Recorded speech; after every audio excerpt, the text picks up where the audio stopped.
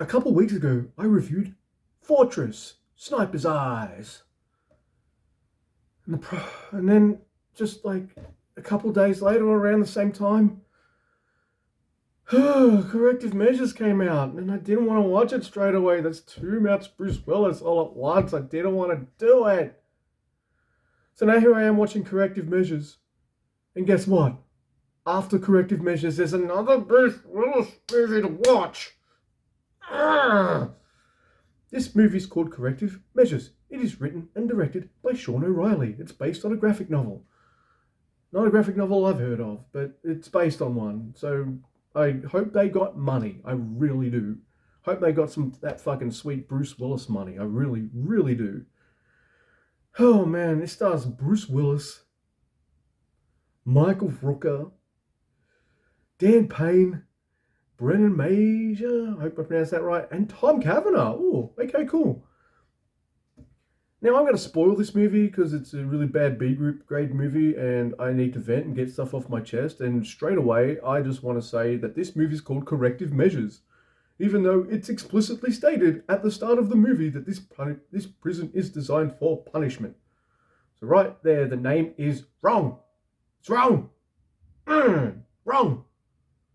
You have Tom Cavanagh, who doesn't realize this is a piece of shit B grade movie, and actually is awesome. He is the best actor in this movie, bar none. He's charismatic, he's interesting, and he's the only character in this movie I liked, and they kill him halfway through it. And I'm like, now the movie's going to be more boring. So what is Corrective Measures about? Well, it starts off with this Punisher wannabe beating up some supervillains. No, it doesn't start like that. It starts even worse. All right. It definitely starts with this guy named Payback. He's like a Punisher wannabe, beats up all these supervillainy dudes, then gets arrested, and credits. And the credits is, hey, Mike Burns, director of Out of Death. He's the music supervisor. By the way, for your superhero / supervillain prison movie, it's all country music for some reason. I mean, that's a choice. It's fine. It's not a bad choice. The music's pretty good. It's decent. Apart from Tom Cavanagh, it might be my favourite part of the film. So, there. Now, you get the Punisher scene, wannabe scene, then credits. And during the credits, with this country music song playing, you've got what I think is the laziest way to world build in all of fucking movies or TV shows.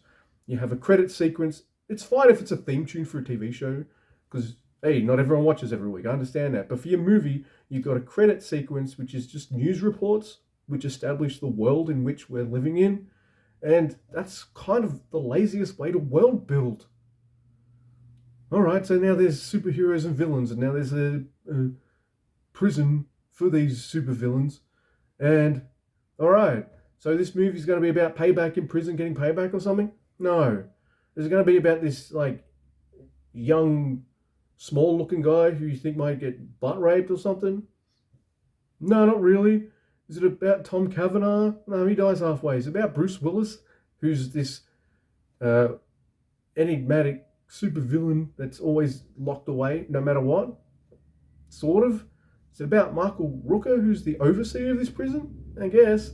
Is it about the prison guards? Sort of. For a movie that has as much lame padding as this movie does, it has way too many characters, and they try to give story arcs for all of them, most of which you can see a mile away. Like, oh yeah, this person's going to be warden next.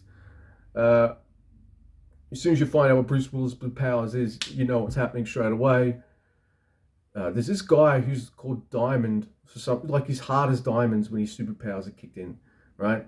So in this prison, you all wear these things on your leg that nullify your powers. Of course, it's going to get fucking like knocked out. Worse than that, though, like Tom Cavanagh halfway through this movie just goes doo doo doo doo and unlocks his own thing, and I'm like, you could have done that years ago. It was that easy. In seconds, he just goes click click click. I'm free of my nullifying thing. I'm like, not only why didn't you do that sooner? Why didn't you do that for everybody in the prison? He dies for some reason to cause some kind of distraction somewhere about something else, but the distraction nothing really kind of happens. I don't know, man. I just know that as soon as his character was gone, I don't really care about any of the others. I mean, it's schmoozy, happy ending kind of stuff, which is weird. It's a prison movie, but it's not really that prisony. No one's really that bad or evil, I guess. Just kind of random violent dudes. It's trying to go for comedy, then it's trying to go for seriousness, then it's trying to go for super villainy action. The tone's all over the place. There's padding out the wazoo.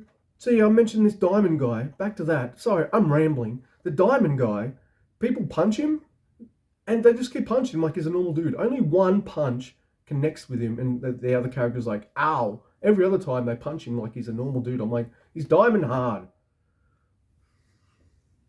There is two after credits sequences, the mid one and right at the end.